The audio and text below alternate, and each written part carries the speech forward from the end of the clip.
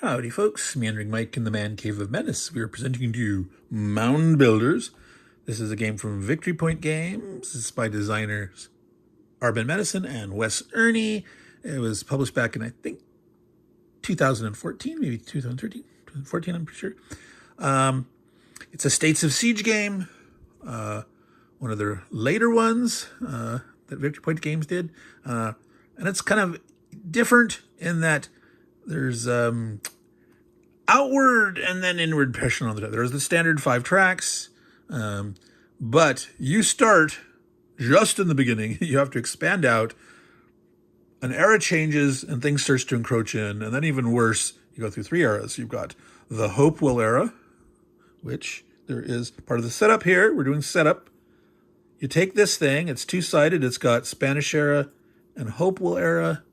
You put this on here in the Hopewell Era. When it changes to the Mississippian Era, you take that off. And then when it becomes the Spanish Era, you put that back on to cover that up. So we are in the Hopewell Era. And what we're going to do, we're going to cover the setup. And then we're going to do a few turns of the Hopewell Era, talk about the rules. There are differences in how you do certain things. Certain actions you can only do in the Hopewell Era.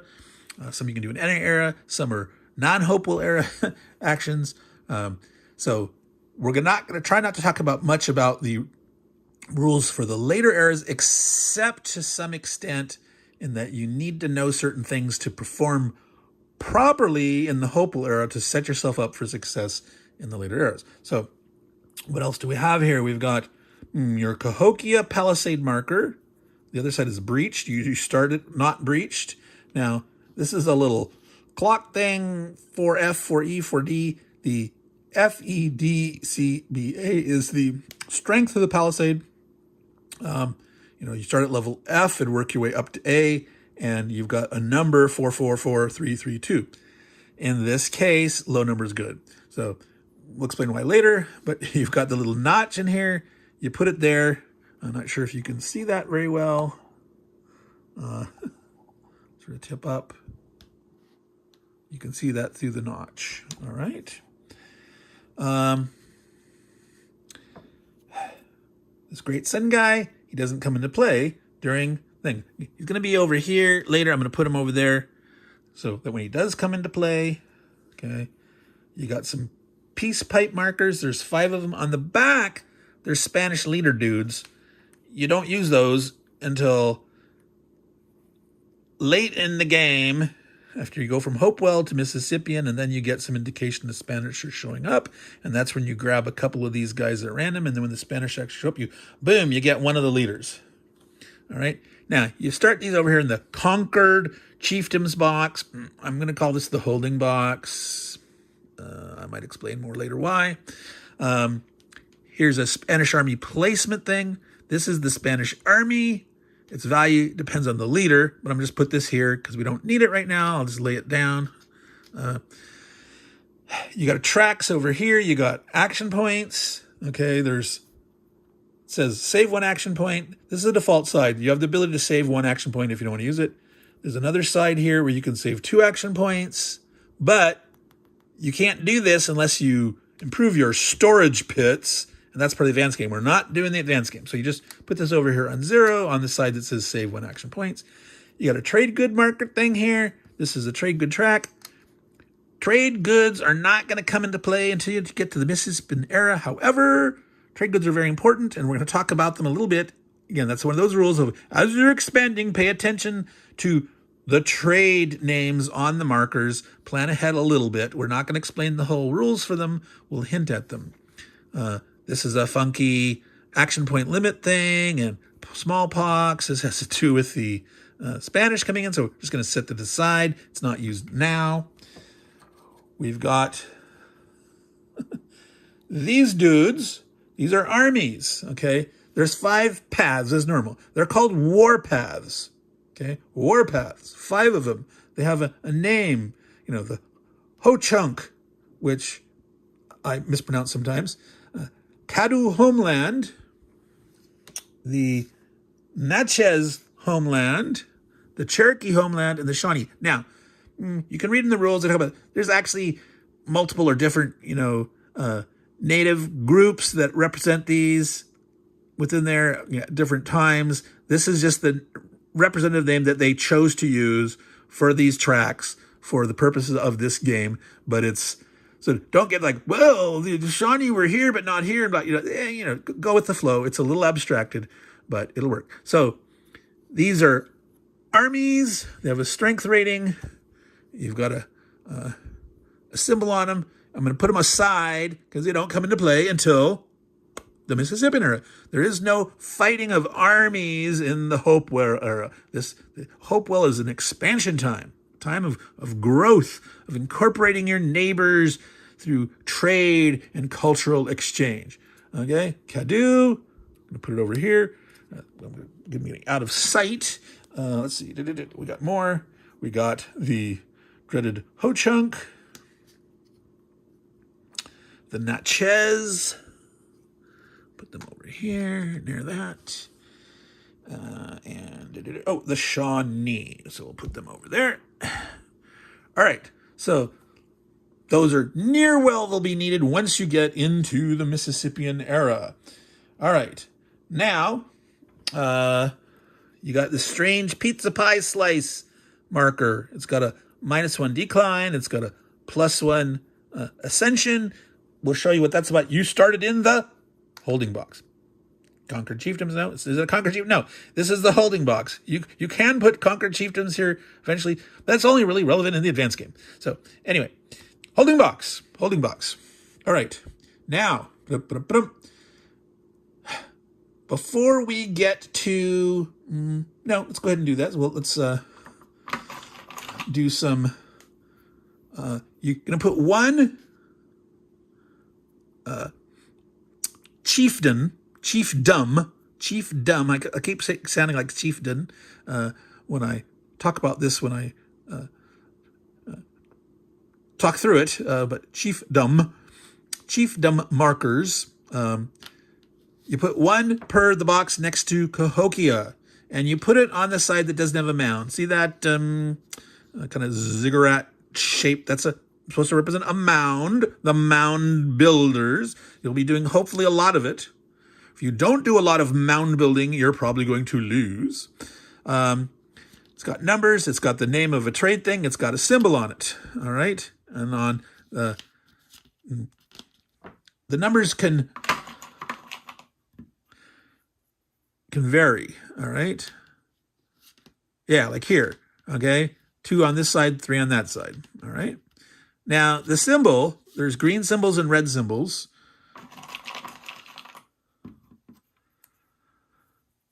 All right. So here's an example of it's red on this side and green on that side. And that was the one that the number changes. The trade good should always be the same on both sides. If they're not, you have a defective copy. And you might want to try to figure that out. All right. And we've got mica. So we had feathers, hides, and mica. Okay, this one has red on one side and red on both sides. Well, this one had red and then green. And this is 4 and 3, so it changes. So sometimes they can go up, sometimes they go down, sometimes they stay the same. Copper, 3. All right, so this is one that stays the same. All right. And it goes from a red to a green. This is red stays red. Red to green. Stays green. Stays green. All right. So this represents adjacent, not yet part of your Cahokian Empire. They are neighbors. You want to assimilate them. You want to incorporate them into your kingdom. They don't start under your control. Okay? We will talk about that once we start the playing. Now, there's cards in this game. You need to sort through and find the black cards. These are the Spanish trigger cards. There's going to be a special process once you get out of the Hopewell era. The Hopewell era is easy to set up the deck, but I'm going to mention that you have to pull these aside. You got to pull aside the Spanish cards, and we'll go into the details of how you set up the magical Mississippian deck that has the Spanish trigger cards in it. Set those aside. Sort out and find all the golden cards. Now, what I do is I sort these puppies to make sure I have them all. So between 13 and 24, that's 12 cards. Now you might say, wait, 24 minus 13, that's 11. No, when you're figuring something out, when you got a sequence of every number is present, 13, 14, 15, you subtract, but then you add one because you got to count your starting endpoint. If there was two cards, 13 to 14, subtract 14 minus 13, that's one. There's not just one card, there's two. You subtract to get the difference and add one. Okay, so there's a sequence, 13 to 24. There are 12 cards. You set those aside. Those are the Mississippian cards. There's a stack of silverish gray from 27 to 50. So that's 23, 24. Subtract, add one. 24 of these cards. These are called the generic cards. They may be generic, but they're not in the Hopewell phase. So there are also in the Mississippian phase and the Spanish phase. All the silvery gray cards and all the gold cards, those are all going to be in your deck after the Hopewell phase, along with the Spanish cards.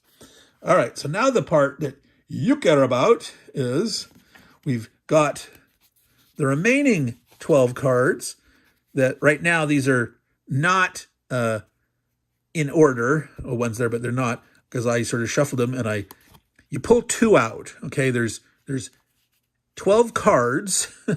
You pull two out to set aside. You're not supposed to look, okay? But I just wanted to show you what they look like here on this side. Green for the Hopewell Era, green here, okay? That kind of olive with, this is a little lighter, but yeah, it would have been nice if there was an exact match, but there's not. So these are actually set aside. You don't look up. These will be used later. These are going to get mixed into that other deck. So you'll eventually have all the guys. Now, a little note that I'll talk about more later. There are optional rules for game balance where you, instead of starting with 10 of these in your deck, you can have 9 or you can have 11. It's a play balancing thing. And we'll talk more about that later. But normally you have 10, exactly 10, and you shuffle them all up and you have them here as your draw deck. Okay, and you'll be drawing one card per turn in the history phase. So player aid here, sequence of play, listed the player actions available. This is only in the advanced game, some magical black tortoise thing, which is a compliment to the Great Sun. The advanced game, there's 3 parts, 3 rule sections to it. You have to use them together. You use them all or none. You don't pick and choose those. Well as the optional rules, you can, do whatever you want with those. But advanced rules, use them all or none. Okay. Great Sun relates to the black tortoise, but the Great Sun is in the basic game. The black tortoise is not. All right. So that is the setup. We are ready to start playing as soon as I grab some water. One thing I want to mention before we start playing is some of you may have noticed this and recognize this. This is an important part of your setup. This is the magical, mysterious Victory Point Games Wipe-A-Lot napkin. You say, that looks dirty. Yeah, well, that's because these counters are laser cut counters with sooty edges. Yes, this is all soot. By wiping down the edges of the counter, that's all the soot that I got off of them. You'll want to do that. And I still got some in my hands when I did it, but this is, you can dispose of it now, but this is not a special napkin. It is just a paper napkin. They had a stamp. They stamped the 2 sides. It's a nice, funny joke, but I'm glad they put it in there because I do not like those sooty counters. And I'm glad that no one does that anymore. As far as I know, no one does laser cut that leaves soot. Thank goodness. So, returning shortly to play. So now we are set up and ready to go for the Hopewell Era. It's normally 10 turns long. And the setup, we mentioned that you take 2 of the 12 Hopewell Era cards out, set them aside. They will be used later. And then you shuffle those remaining 10, and they form the Hopewell Era deck. We have that here.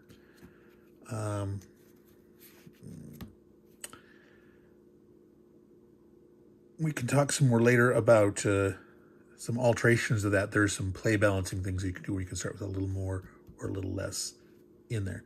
But for our purposes now, we're going to focus on that. We have the setup done, the play of the Hopewell era, and we're going to end up mentioning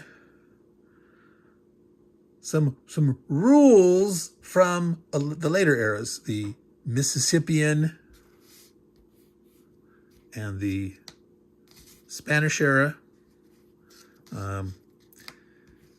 Because what you do in the Hopewell era as you expand out from Cahokia, your capital, your choices are gonna depend a lot on what the meanings of these things are in the later era. What you do in Hopewell plays very differently from Mississippian and Spanish era, okay? Up here, we have the sequence of play and the player actions. Unfortunately, you can't see them all there at that distance, but I'm going to show it to you here. So not all these things happen in every era. We have player actions here, like these two here, are only in the Hopewell era. These can happen in any era, every era. These are only post-Hopewell. When they say post-Hopewell, they mean Mississippian and Spanish. There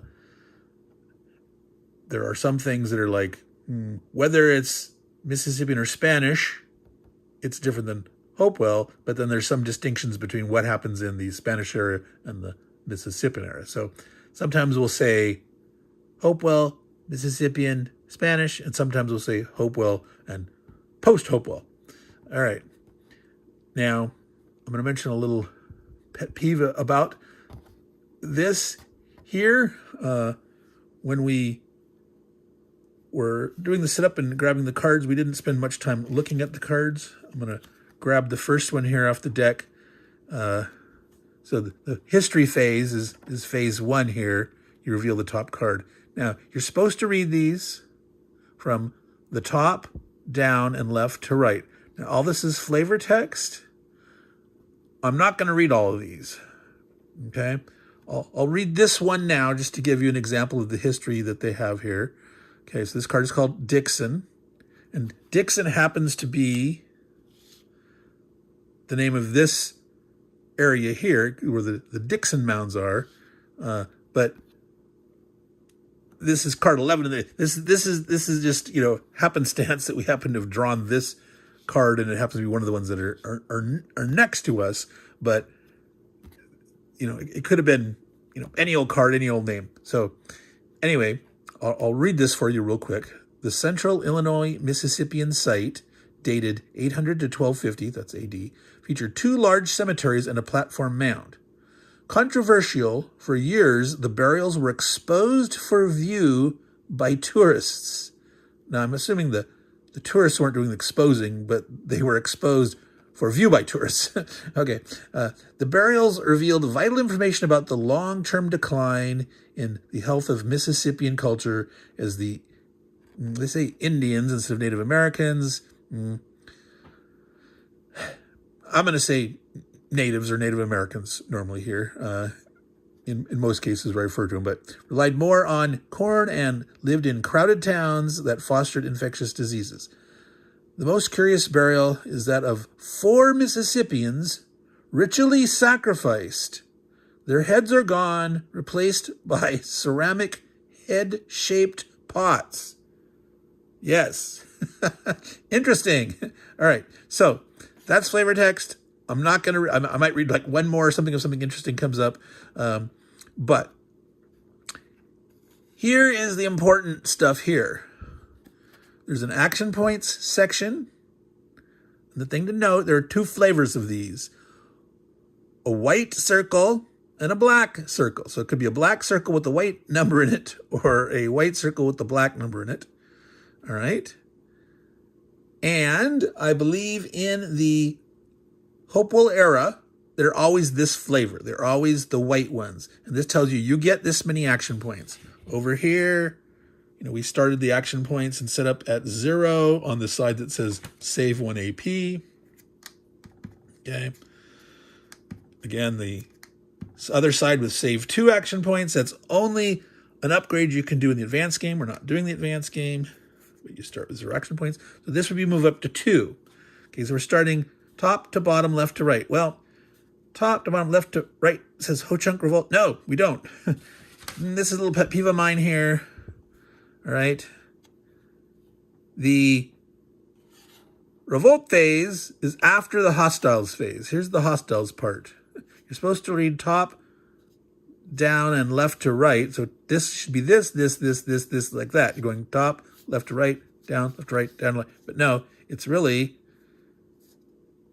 add your APs, do any Hostiles, then do the Revolt, okay? Within a line, it's like if there's multiple symbols here on the Hostiles section, you do them left to right, okay? But in the Hopewell era, the Hopewell phase, the only quote-unquote hostiles you see are arrows. Now, that is a black circle with a dark green triangle in it pointing up, okay? There are triangles that point down, and that direction, the directionality is important because we showed you the little pizza slice counter that has a +1 ascension on one side, minus decline on the other. You started over here in the conquered chieftains area, which it's just a holding area. When this comes out into play, you apply it to the warpath. So on set up that there was 5 warpaths, and again, this is the all. If something affects all warpath, you put this guy here. In this phase, this era, the Hopewell era, you're not really doing a bunch of fighting. You're not conquering.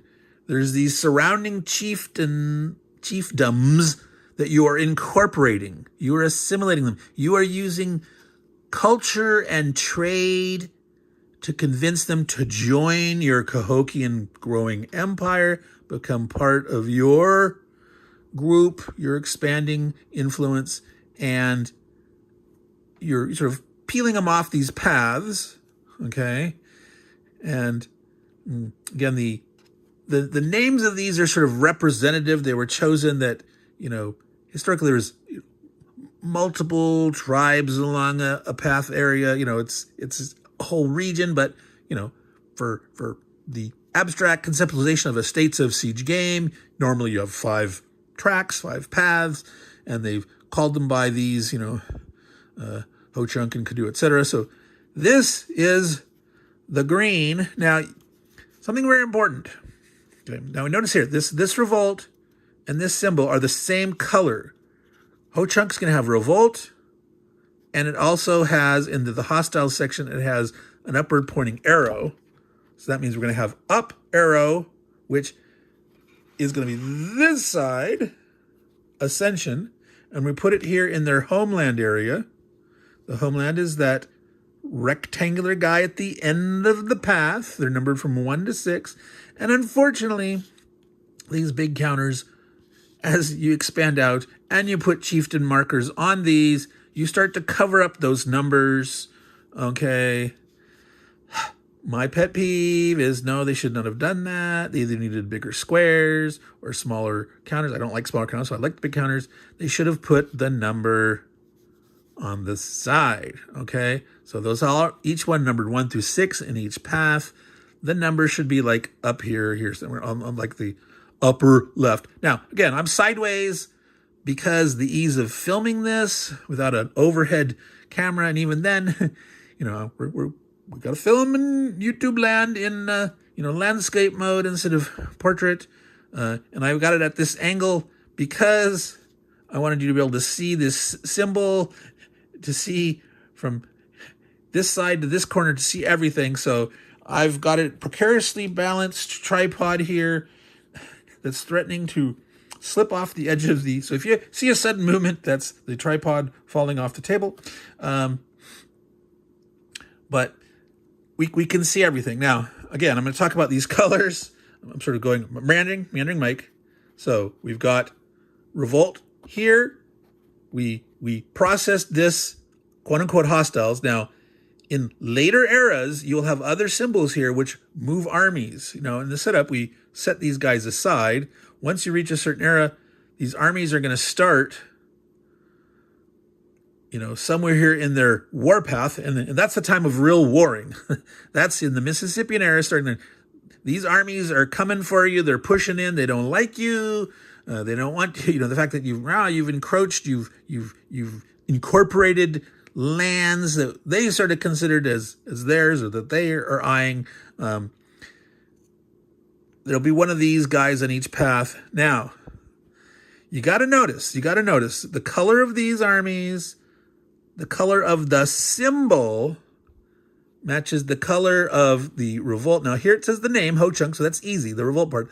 But these symbols here are going to match the color. We're going to talk about that a little more later, that there's some of these ones are hard to interpret. You got to pay attention to the color in the middle, and the fact that they are inside a black thing.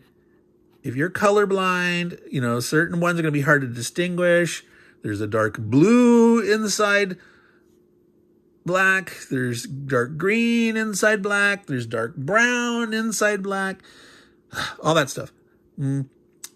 I hate to say it, but this was a bad aspect of the graphic design. I'm sorry, but Michelle Ball, I don't know if you had the choice over the colors or not, but this wasn't done well.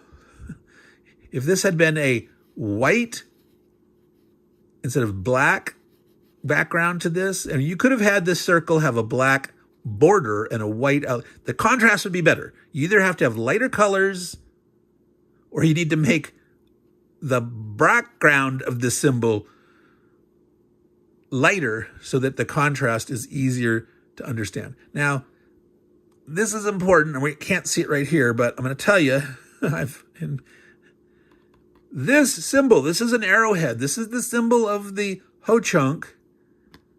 And now this is big, but when this symbol starts showing up over here in the Mississippian era and Spanish era cards, you can mistake this arrowhead for a circle. You gotta pay attention. Now it's pretty obvious here. Wow, that's an arrowhead, and this is because this is huge. You look at this little thing here, which you can't hardly see. It's smaller. You see that down there, and we'll see it on the card later. But pay careful attention to especially this one. Sometimes these can be hard to read. I might get them in real close. Okay, I can see that's a green, but at a glance, reading, old eyes, or, it's difficult. So pay attention. Pay attention to that. All right. So enough meandering, rambling on that here. We are proceeding with our thing. So we have drawn this card. We have given ourselves 2 action points. All right. We see there's a Ho Chunk revolt, but we don't do that. We do this. Okay, so we place this here. And again, what this means is this is an adjustment to the values, to any values in this warpath. I'm gonna call them paths. Just this path during the Hopewell Era. There's no warring. We're attempting to incorporate, assimilate these chieftains as we push out. Okay, because you can only discover new chiefdoms in the Hopewell Era. Once you're done with the Hopewell Era, there'll be no new chiefdoms added to the board. Okay, so this is a critical stage here. This number modifies the numbers on these chiefdom markers, these chiefdom counters. In later eras, when we have those armies that range in a strength from 4, 3, 2, etc., and I think it's 2 to there's 2 3s 4 and a 2 for the natives on their paths. Are we missing one? 1, 2, 3, 4. Where did this guy go? Okay, I have him over here for some reason. The Cherokee. So there's 2 2s, 2 3s, and a 4. So Hopewell is the tough place. Now, the high number on the Army means it's stronger. Okay? Because you have to roll higher than its number to push it back. Okay? And so when they're in ascension, increasing their number makes them tougher because they have a higher number, and you have to roll higher than their number. If it's in decline, their number is lower. It's easier to roll higher. You do not modify the die roll, okay? So I mentioned in setup about the die, that I don't like the die that came supplied. It's small and rounded corners. It rolls too much. You know, I like to use a dice tower. It's I don't have room to put on here. So when I roll, I'm not going to be showing the dice results. When I do a full playthrough and I get some really tense time, like they're attacking Cahokia and you could lose the game, I'll show the dice rolls. But for this part, I won't. Okay. But I lost track of what I was saying. So we were talking about these things modifying. They always modify values. So they're modifying the Army value. In this case, we're in ascension for the Cohunk green up arrow. Green up arrow. This means ascension on this track. If there's a white up or down arrow, which only happens, I believe, in the Mississippian and later times, that affects all tracks. So this is what this all warpaths thing is for, to put this marker here, either an up or a down, okay? I believe there are some cards that don't have an up or a down. Normally, the Mississippian and Hopewell cards always have one symbol up or down. There's the silverish gray generic cards, which we set aside for a later deck. I believe some of those have no up or down, no decline, no ascension. I believe they call them in the rules, these are like scouting reports, that your scouts are getting a feel for this area, this region, this path, warpath. Are they doing good or bad? Are they on the rise or on the decline? Okay, and so that's what this number represents. You knowing this, and this is going to be an effect for this turn. Okay, so we've done that. Now, this is not non-Hopewell Era. This is not Mississippian and Spanish. So we don't have fighting going on. We don't have movements of armies that are going to do fighting. It's all us to decide what we're going to do, and we're going to do actions. So we've done hostiles, quote unquote hostiles, which in the Hopewell Era is not hostilities, really. It's attempts at assimilation and incorporation.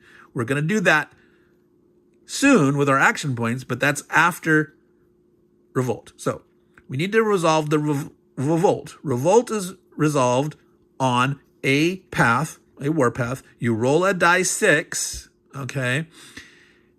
And the effect is going to vary slightly between Hopewell and the others, the non-Hopewell eras, okay?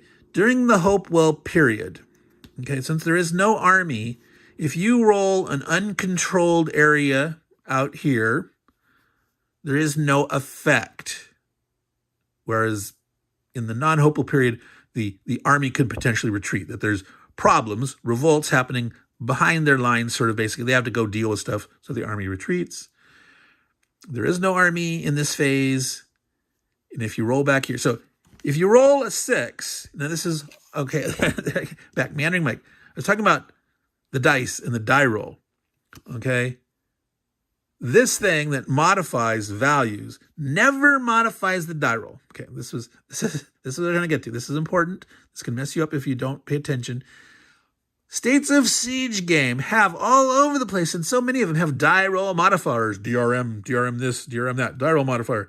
This game does not. You never ever modify the die roll itself. You are modifying a value. So this modifies these values. And these are the value of the army, the value on the chieftain. Okay? Up or down by 1, or not at all if there's not a marker in like these other paths here. Okay? You never modify the die roll.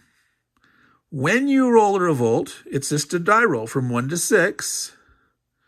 That was one of my reason to mention that I don't like that this curves up the numbers. You can't see. I mean, you can remember, well, that's 1, 2, 3, 4, 5, 6. It's always 1, 2, 3, 5, 6. There's always 6 in every single track in this game. The 6 is at the end. The end is the rectangular space. It's the quote unquote tribal homeland of this path. And rolling a 6 will never cause any revolt effect, period.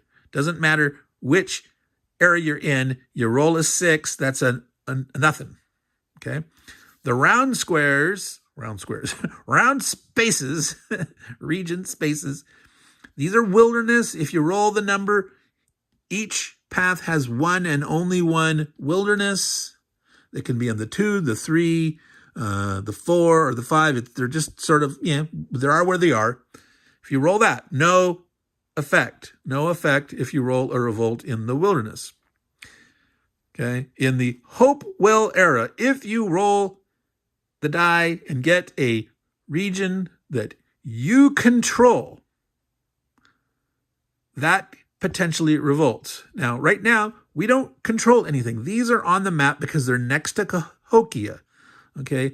As we expand out, and we saw these peace pipe markers, which were put in the conquered chieftains area, which is, again, it's really a holding area. If you take an area like this one, you'd put a peace pipe on it. That shows that's now in your control. If you gained another area, you'd move it up. It's the farthest advance of your control, okay? Unfortunately, these block the numbers. You put it on there. If you put it on the side, well, it's this one. You might, well, wait, which path is on, okay? This is, again, a thing that wasn't thought carefully real through. What I do is I put it here, trying not to cover up this symbol, this number, and this thing. These are the trade goods, as we mentioned before. They're important for your trade goods, which, okay, I'm going to do this again. This is the meandering part. Trade goods over here are very critical to you in the non-Hopewell era, Mississippian and on up. There are times when these trade goods will determine how many action points you have. We talked about the white number being you just get that many action points. If it's a black number, you don't get that many action points. That's actually a number that subtracts from your trade good number here. Okay, and so you have to have a high number of trade goods here because you're going to subtract something if you get a black eight-piece symbol here.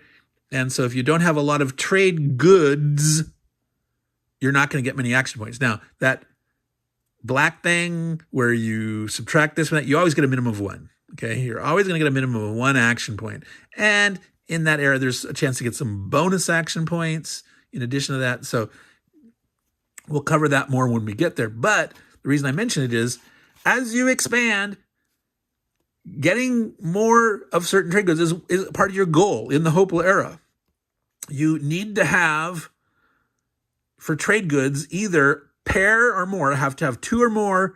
Like here's hides. If you control 2 hides, you're going to get hide trade goods. Or if you have 1 mounded, okay, during setup we sort of showed that these are 2-sided, and we set up the non-mounded side. You always discover a chieftain as you expand out and you get next to it. You see it and you put it on the non-mounded side. The mounded side goes down, okay? So that's important. So you're going to have to pay attention to the trade goods. It's going to be part of your decision making. And what these numbers mean, we're going to get to explain that. And there's also this symbol here. So we were talking about revolt. So this is all, there's a reason why I'm meandering around and getting here is on a revolt. I'm going to put this, if we had control of this space, okay? And we have a revolt in here like we do right now. Revolt, we've placed this. We've done our hostiles section. The next phase of the sequence of play after hostiles is revolt phase. I'm going to stick that there, which you can't really see the whole thing, but we would roll the die. Now, with this under control, if we rolled the 1, that buried number under there that should be over here so we can see it at all times, if we rolled a 1, this guy would revolt. However, that symbol, Green Birdman, that's what that's called. This is good for you. Green Birdman area that you control, do not revolt, okay? So looking at what's out here, there's a Birdman here. There's red crossed arrows. If you controlled these, those could potentially revolt. You know, as you expand, as you gain things, if a path has a revolt, you could, then the farther out you're expanding, the more and more it's going to be subject to revolt, because as you roll a die, right now, if we rolled the die and we happen to roll 3, so it doesn't matter, it's hitting this. If we were out to control here, this could potentially revolt. Now, what does revolt do? Revolt moves the peace pipe 1 this direction, okay?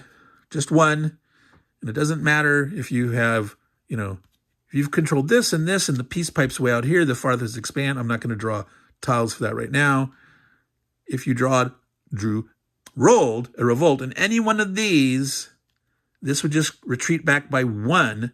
It doesn't say like, oh, this revolted and you lose all the way back to here. No, it's just like, if a revolt happens, retreat 1 towards Cahokia. If you had, like if this was a red crossed arrows instead of a green Birdman and you rolled a revolt here, normally you'd retreat it 1 to here. Well, you just remove the peace pipe, okay? You never put peace pipes here in Cahokia. You know, that's the border of your capital. That's right there. They're bumping up against you. Okay, so that is roll. So we don't have this guy. We do not have control of that. Let me put it back in the holding area. Okay, so we rolled our revolt, which we don't have to revolt because we don't control anything. But I'm assuming like I rolled it, so we could talk about those issues and that. So let's move on and actually do this turn. Okay, so we want to gain control of, guys, we have things we can do in the action phase. In the Hopewell era, we have these options that are available in every era and these that are Hopewell only. These are the only things that we can do for our action points. Besides, we can save one. We can elect, because that's what we've got. We're not playing the advanced game, so it's not until the later Mississippian thing when we have trade goods in play that you can actually improve your storage pits to be able to save up to 2, but we can only save 1. That's all that we're playing with. You can elect to save an action point if you don't spend it. If you anything over that amount, like if I didn't spend any action points from these 2 that I have, I'd only get to save 1. Okay. At some point, we'll explain why you might want to save action points if there's something that you want to do, but you don't have enough and it's a real costly action. All right. So move the peace pipe, incorporate chieftain, mounding, and fortify Cahokia. Now, unfortunately, I do not like the order that they put this in. This is another pet peeve. Move the peace pipe is something that doesn't happen all that often because it says it must be unopposed. What it means is these wilderness areas, okay, if you have expanded out so you're next to a wilderness area, and the wilderness area is the next thing on your frontier on that path, you can spend 1 action point to move your peace pipe in there. The peace pipe advances as you incorporate, and if you want to incorporate, well, you can't incorporate. There's never, well, in the advanced game, you can colonize these wildernesses. We're not playing the advanced game.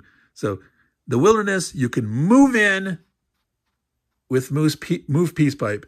The other time you can move peace pipe is if you've incorporated an area, you've built it up to a mound, you then lose it through revolt, and then you want to move back in, as it says in the rule book, the mound folks love you. If you have a chiefdom that has been mounded, that's something that you did, You controlled them at some point. You incorporated them. You paid to mound them. They love you. They love you. You do not have to try to incorporate again, which requires a die roll. You do not have to pay to mound them again. Mound, not mount. Mound them. Okay. You just spend 1 to move back in. This doesn't happen very often. Okay. This should be listed after incorporate chief. You're going to do tons and tons of incorporate chieftain actions in the Hopewell Era. That's the main thing you want to do. The second thing that you want to do the most is mounding where appropriate. You really want to try to mound at least one area in each path, because if you don't, there's a big penalty when it comes around to the Mississippian age if you don't have a mound in a path, okay? And mounds mean defense, okay? When you get to the post-Hopewell era, having mounds means you can defend as they advance instead of having to try to counterattack to push the army back, okay? Again, we're not there yet, but I'm mentioning it because of the strategy involved as you take your turns in the Hopewell era, okay? So I would have liked to have seen incorporate chieftain listed first, then maybe move peace pipe, okay? If they're, having something by Hopewell only, and then every year. Honestly, these 4 here should have been combined to say, in the Hopewell era, and you list all 4 and put incorporate chieftain, then mounding, then fortify Cahokia, and then move peace pipe. And you have those 4 together. And then in the post-Hopewell era, you can mix these 2 in here again. You can repeat them. Okay, this could have been made a little smaller. You could put this here. And these, same thing, pet peeve. Just because we're here, pet peeve, improve storage pits, that's advanced game only. It should have been down here with these other advanced game only. It shouldn't have been the first one in the post-Hopewell era. Sorry, I'm complaining. Yes, I am. Okay. If you're a designer, developer, this is a developer and or publisher issue. Mostly the developer. In some publishing companies, the publisher sort of has, kind of say over wait, this isn't developed enough, okay? This shouldn't have been here. This should have been done this way. Okay, again, you might think I'm nitpicking. I'm not. This is a playability issue. If I were to make a player's aid card, it would be organized better, okay? And I would have, during the Hopewell, here's the 4 things you can do. During post-Hopewell, here is these things, including those 2, and put them in an order of the most likeliness that you'll use them. So in the post-Hopewell, no, I won't cover that now. Okay, we'll go over that again, and I'll meander through that again later. But okay, so incorporate chieftains, mounding, fortify Cahokia, move the peace pipe. Those are probably, and maybe you could make a case that actually you might more often in the Hopewell phase move the peace pipe than fortify Cahokia. If you get into the non-Hopewell, you get into the Mississippi era, and you haven't pushed back all these 5 paths, at least one, if not 2 areas, you could be in trouble, and maybe you'd wish you'd fortified Cahokia if they're starting next to you. You could get killed early on if you made a boo-boo. But if you do it right and expand right, you're going to have some time, and then you're going to start fortifying in that Mississippian era. But maybe you'll do this, but I personally think you're better off in the Hopewell era to spend more emphasis on trying to incorporate and keep moving outward and mounding than to fortify. You might want to fortify once. Anyway, all right. So we are to actually doing our first turn and I'm only going to do 2 or 3 turns here. We're not going to play a whole game. We're talking about the differences of the Hopewell era, but this aspect here of incorporating now, okay, we talked about the effect of the pluses and minuses, and armies, high numbers are tougher for you to push back an army. these numbers here, they mean certain things now in the Hopewell era, and they're going to mean something very important in the non-Hopewell era, and you need to know about it, okay? And that's on the back, the bound side. This number represents defense. A mound is a representation of sort of investment in cultural structural infrastructure, having a mound, having a mini stockade. Now, this is the huge, big stockade palisades at Cahokia, but each individual chieftain can have some protection. They have their mound, maybe some stockades, palisades. You cannot, quote unquote, roll to defend unless you have a mound. Okay, in the post-Hopewell era, you can always do actions to try to drive back armies, but if you want to stop them as they're trying to advance, you must have mounds. Okay, so that is the importance of the mound side, that you want to mound some things up in the Hopewell era. Now, did you notice that the number changed? On some of these guys, the number changes. Here's 2 on this side, 3 on that side. Oh, 2 to a 4. 2 stayed a 2. So some stay the same. Here's a 3 and a 3. Here's a 4, and we're down to 3. Now, for defense, a low number is good. Okay, this is the confusing part between army, high number army, strong, low number mound, better for you for defense. You got to remember that part. That's got to be driven into your head. This hides here, 2 on the non-mounded side, 4 on the mounded side. This has not as good defense. 2, 3, 4. This is a great one. This guy here has a 2 defense, which is good. When you defend, you want to roll higher than the mound number. So with a 2, you have to roll 3, 4, 5, 6, and you defend. Here, you have to roll 5 or 6 to defend as they come in, okay? So on defense, mounds defending, the lower the number, the better. And that is why these are not die roll modifiers. These are value modifiers. So in this thing, if you had this mounded, we're talking about later in the Mississippian era, this is a 2, you could defend normally rolling higher than a 2, 3, 4, 5, 6. If they are in ascension, this becomes a 3. So they're powerful right now, and your 2 is treated as a 3, and you have to roll 4, 5, 6. If they are in decline, your 2 becomes a 1. You only have to roll higher than a 1, 2, 3, 4, 5, 6. Okay, so low number mound is good for defense, and this modifies not the die roll, but the strength of the mound or the army. So a -1 weakens the army. It improves your ability to defend.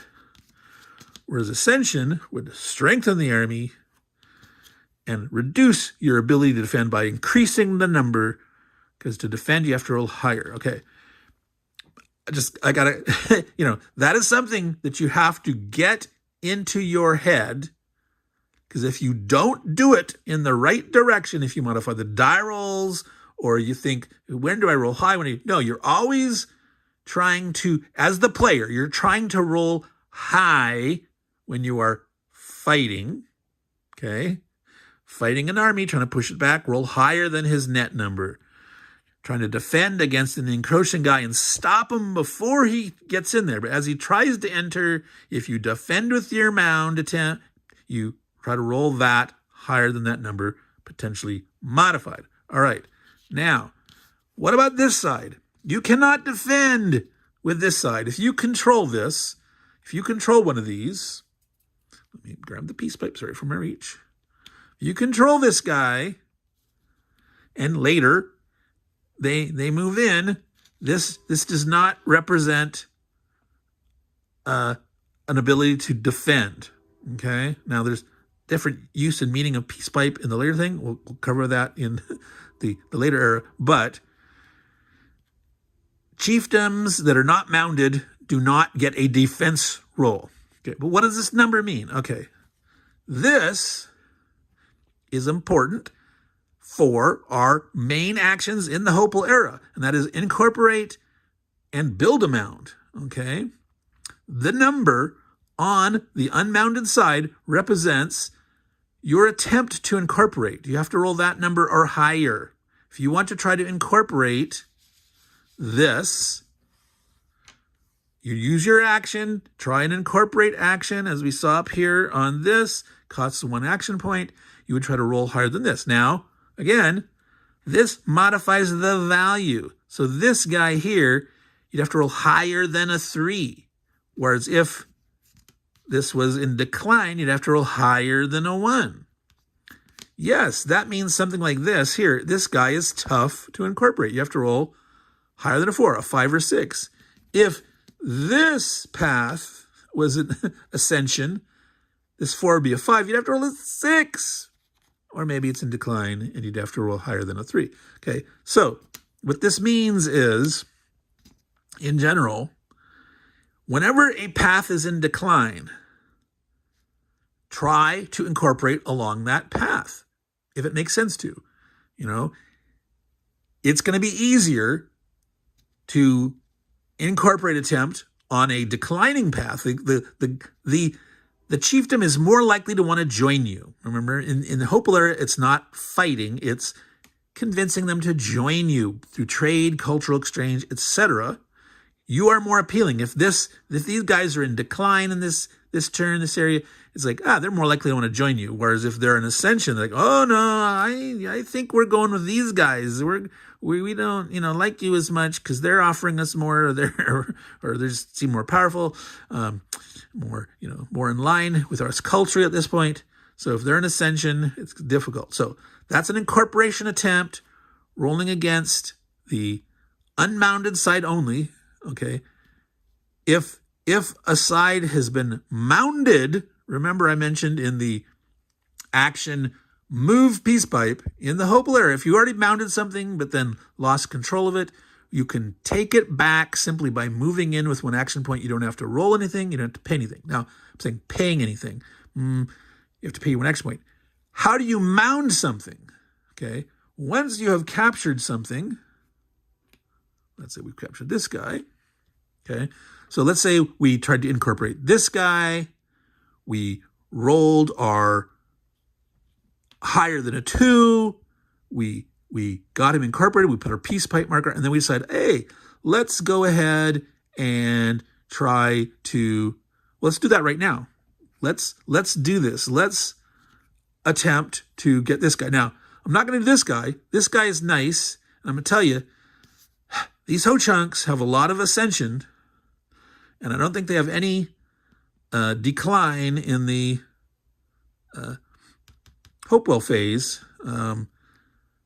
You want to get these guys when you can. So like if there's no marker here, but right now it's harder. Now this is only a 2, but like, hey, if we get a non-thing, it'll be a better chance. So I'm going to go for one of these guys.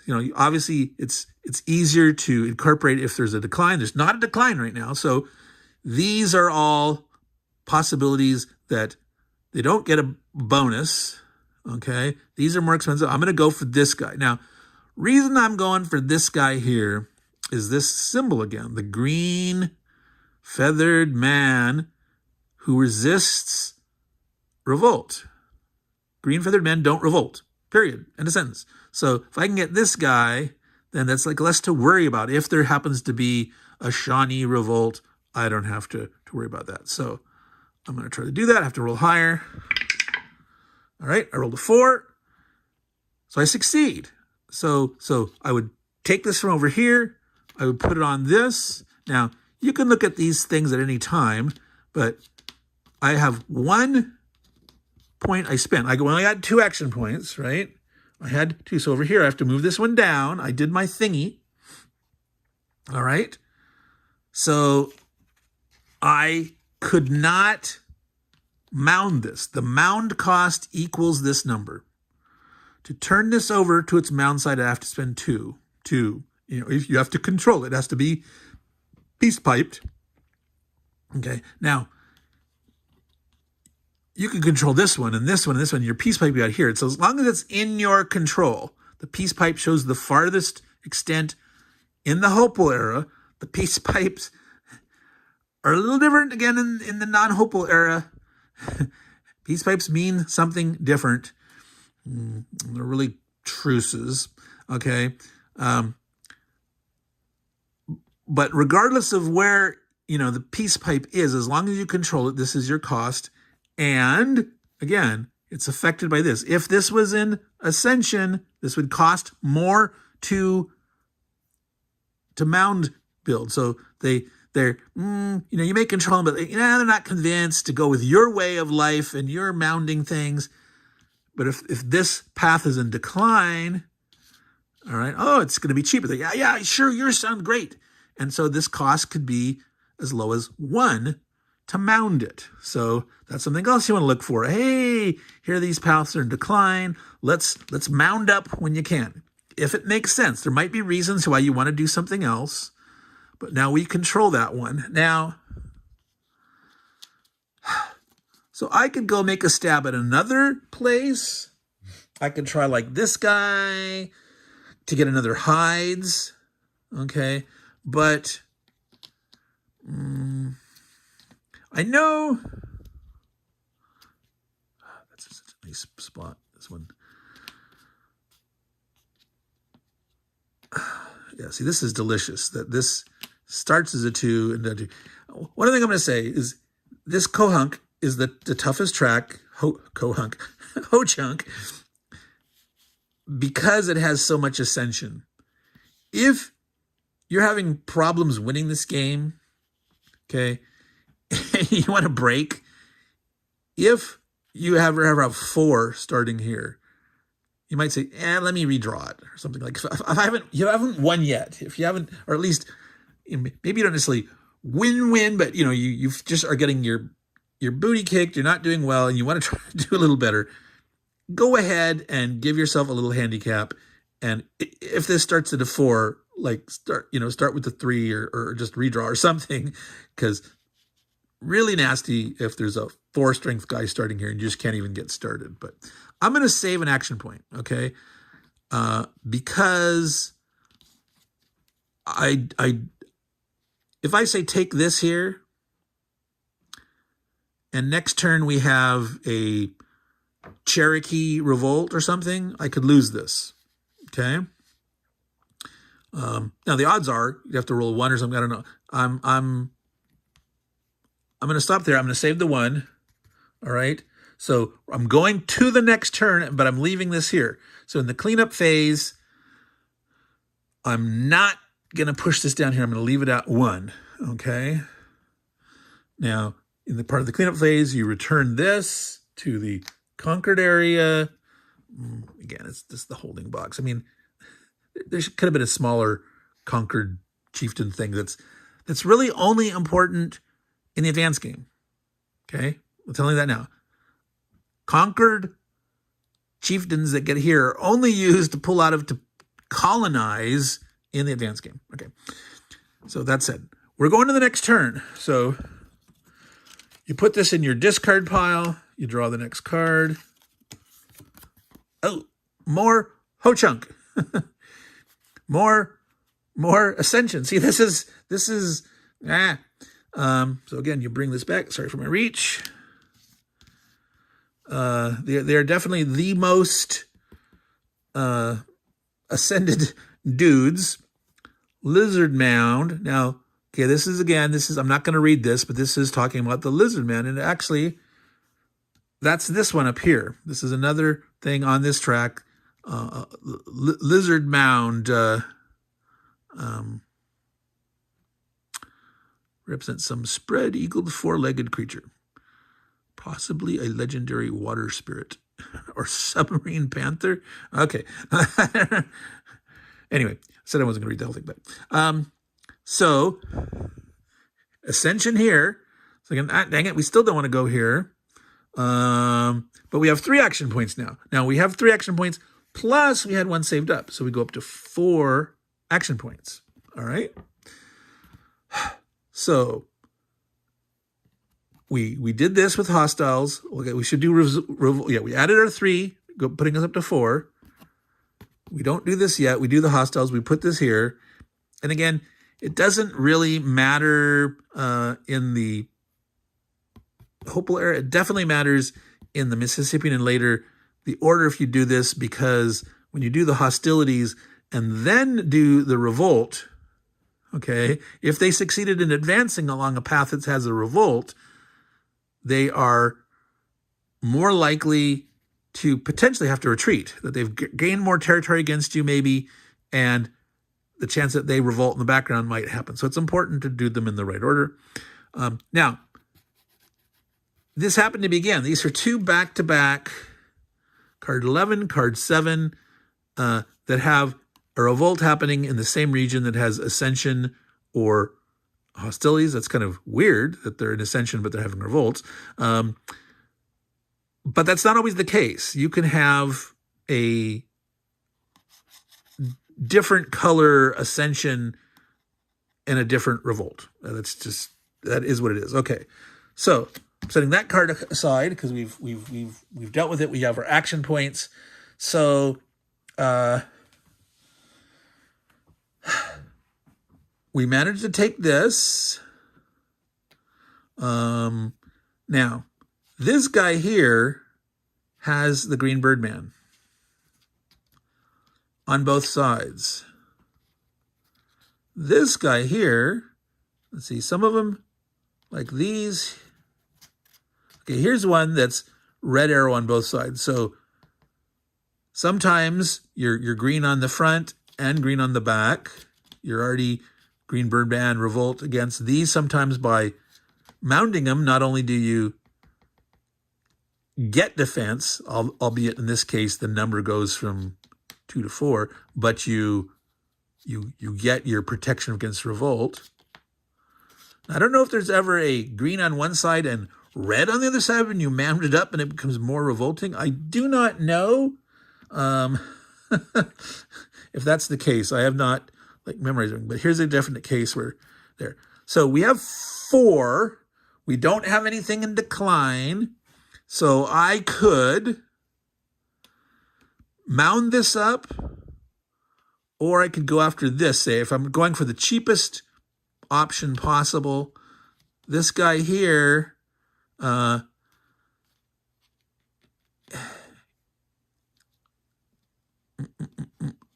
think I'm going to go ahead and try to get this guy.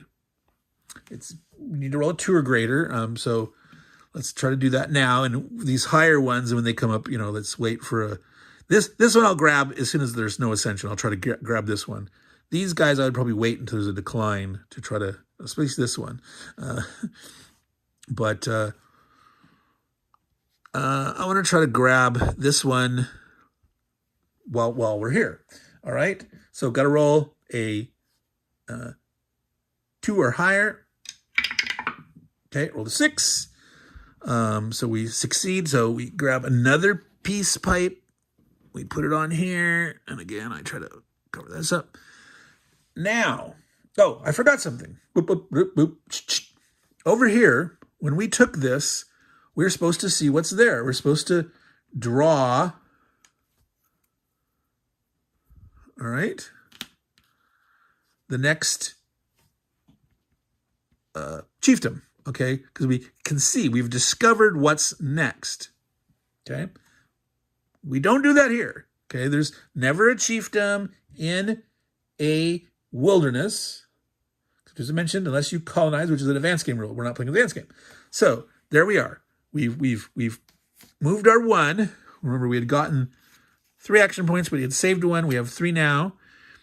I think I'm going to now use that move peace pipe option, okay, where I can move into here, expand the peace pipe because it's there.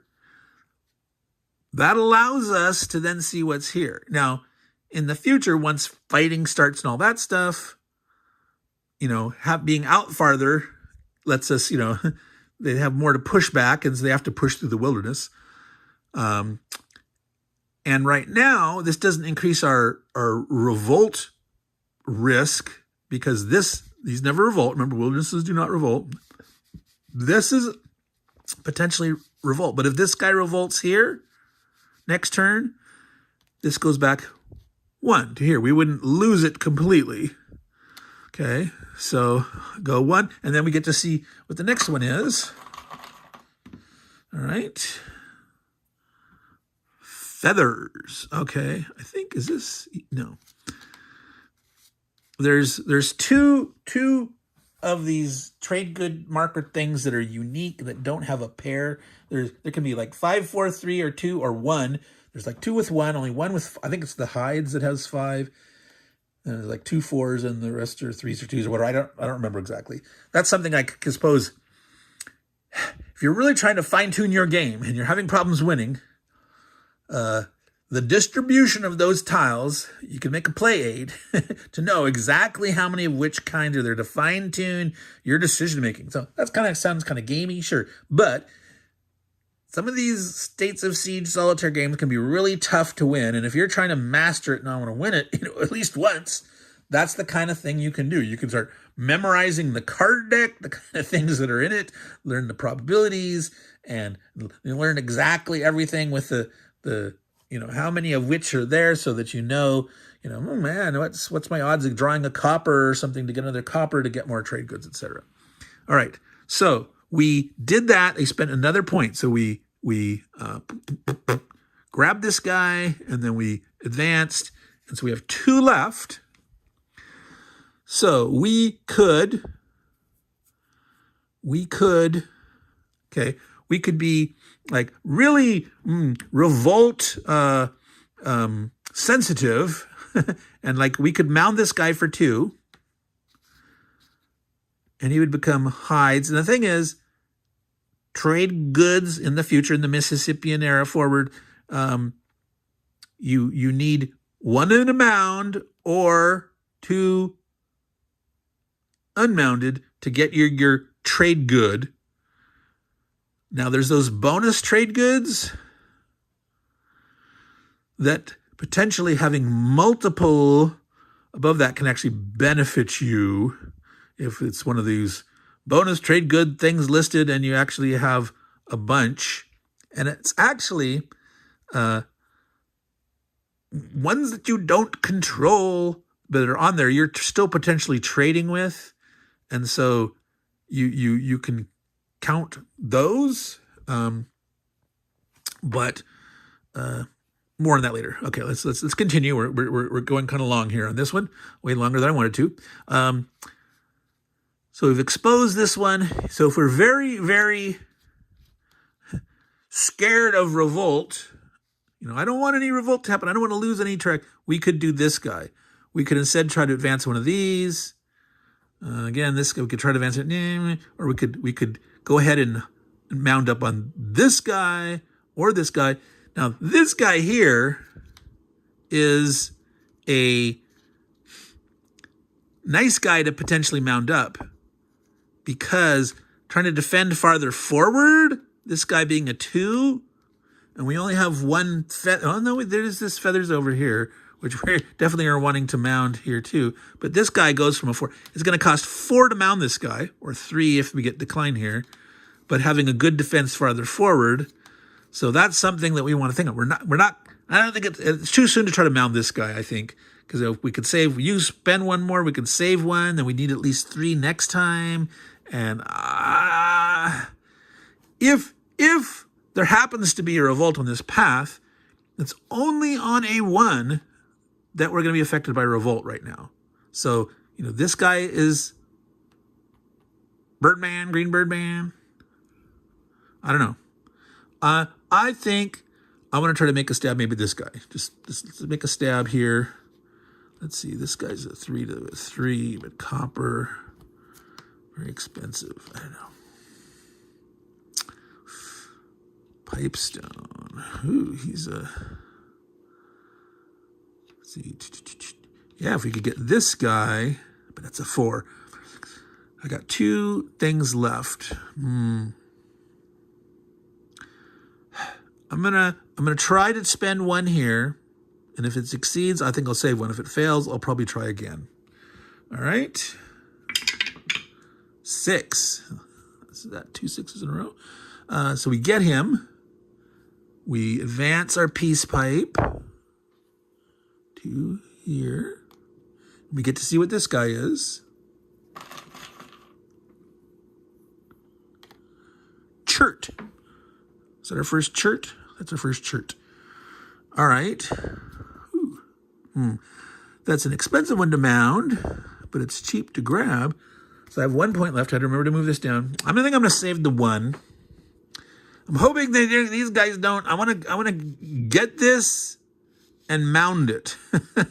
So I'm hoping we don't have this here. So I'm gonna save 1 again. You know, whether you go ahead and grab something or save, you gotta make the decision for yourself, and it all depends on maybe what's come, what you're hoping to come up next. So I'd like to get this guy. So I think I'll keep the 1 saved. Okay, so it's that cleanup time. So again, you move this over here. Okay. We're at 1 saved. It's fine. We've already set our card aside. This great sun that's only in the Mississippian and up. You can do some cool things. So now the next turn, draw a card, and Harlan. 4 action points. We had 1, so that's 5. 5 action points. Juicy. All right, here's what I was talking about. Different colors.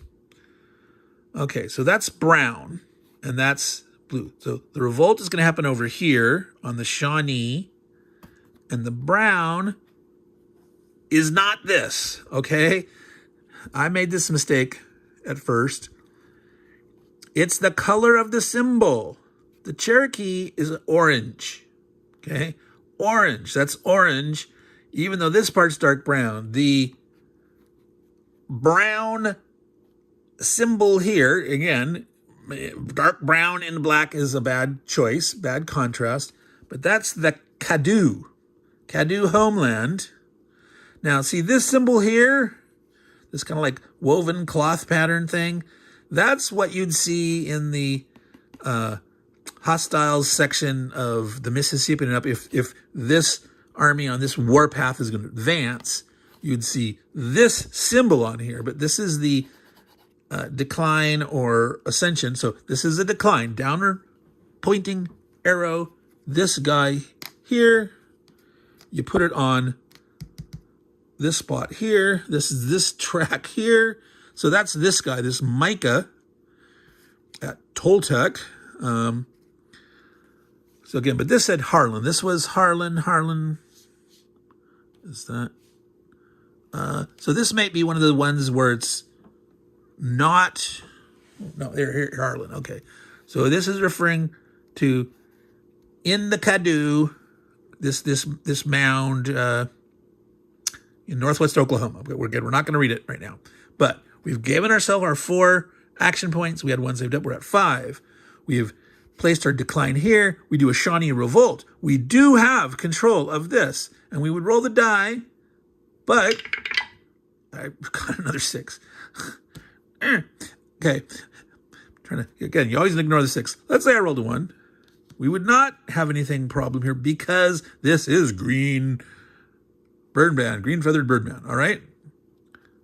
So we're good for now. All right. So we have our action points now. We got 5 of them. Now is definitely the time to try to get this guy. This guy is tough nut to crack. Micah, yeah. You see, unfortunately, this is, still a revolt on this side, even if you mound it. But if we can push past, but let's try to do it. We're gonna start our incorporation attempt. It's a 4, but it's down by 1. It's a 3, so we're trying to roll higher than a 3. 4, 5, or 6. 3, we failed. So we burn 1 action point. We roll again. 5, we made it. Okay, so we have it here. We grab another piece of marker. We have made advancements on 4 of the guys. Now, I wanted to grab this while it was cheaper, but I also want to do this. I could mound this now to save 1, but the mounded side only improves the defense by 1. That was a 4 to a 3, and it's still in revolt potential. So I'm going to take a risk and not do this now. I want to try to get this, okay? So actually, down one, we spent a second one. So we failed, we succeeded. So we started at 5, we're at 3 left. I want to try to get this. If I get the first roll, then I can mound it for 2. I could be got and mounded, all right? Now again, it's green, so it's not going to revolt. So even if I only get it this turn and don't mound it, that's fine. But I want to get it and mound it. These nasty guys having a nice, strong defense right here before Cahokia, to me, given past experience, makes me feel good. So, all right, we're going to attempt to incorporate here. We roll a 4. Okay, so we get it. We now have expanded at least 1 out from everywhere around Cahokia. This makes me feel good. This is like the absolute minimum. Now we have no mounds yet. I have not mounded. We're going to want to be mounding, and we're going to do it now. We're going to spend that last 2 points. I'm going to mound this guy up. There we go. And so now, fortunately, because of where he is, now he will never revolt.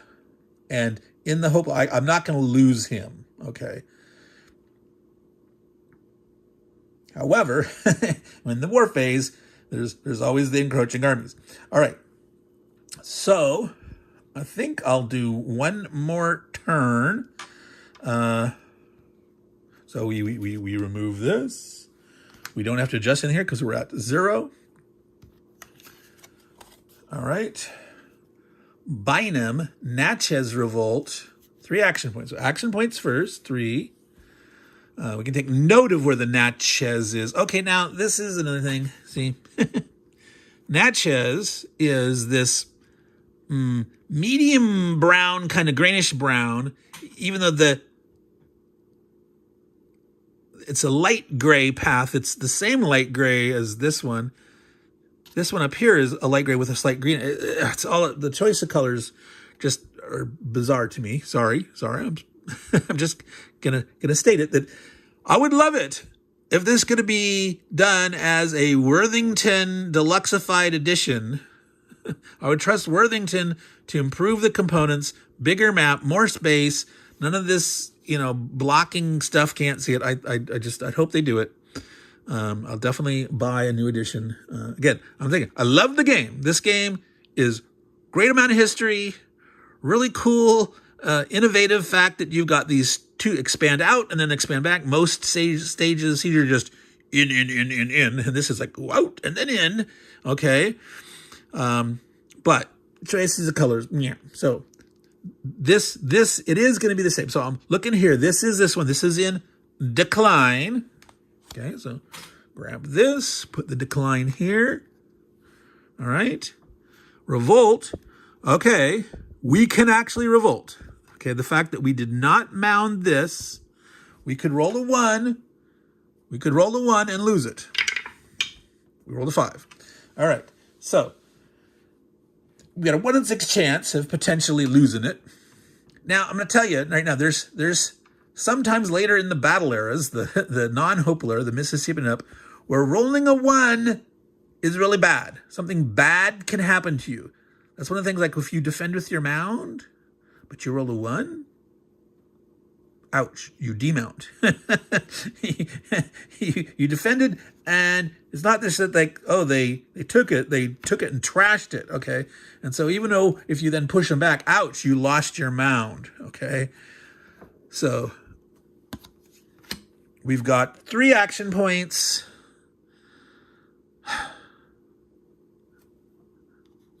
we could mound that and be done. Saying, hey, we almost lost that. Now, we don't have enough to mound this guy. We haven't mounded him. But again, if we did, this would only go back 1. Oh, we forgot. It's an easy thing to forget. All right. All right. So this is in decline. This is not. So fighting this guy would be easy. Mounding this would be 2.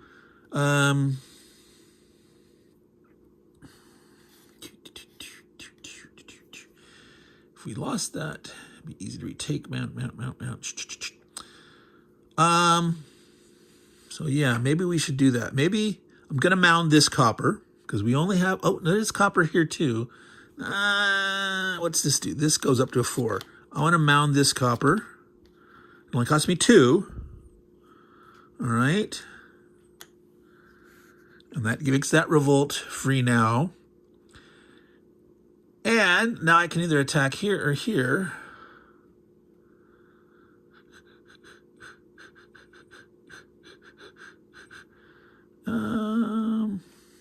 I can attack here. Oh, again, see, Meandering Mike, pay attention to what you're doing. Oh, yes, that side. Oh, 2. All right. So this is 1, 2. It's nice, easy to take, but it doesn't mound up as well. So you almost certainly wouldn't mound this one. Did I already have feathers somewhere? There's feathers way out there. Decisions have to... Oh, this is feathers, right? Wow, we got so much feathers.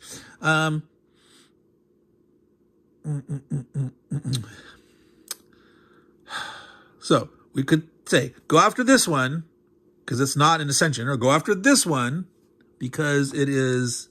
So you see, this is the Natchez. The Natchez are one of the weak guys. They're another one of the 2. So defense-wise, once we're in the Mississippi phase, as they push forward, it's easier for you to push back against them. Whereas these guys are a 4, these guys are a 3, and they're a 3, so your decision-making.